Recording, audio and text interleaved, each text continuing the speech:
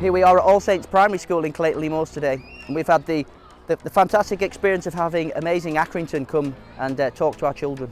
It's been absolutely fantastic, and we're looking forward to working with them even more in the future.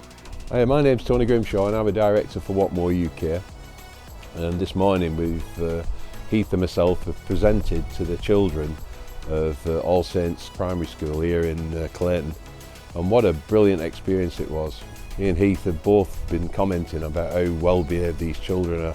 It's just frightening. I remember going back to my own childhood and I was nowhere near as good as these kids, and I used to think I was good. It's a great experience and the great Hyndburn people coming through. Hi, my name's Heath Groves. I'm the CEO of Sundown Solutions, and we've just been here at All Saints School in Clayton le Moors, talking to 250 children, and wow, what an experience and journey this is, talking to the young and nubile minds of the future. It's been fantastic and the children have been absolutely amazing.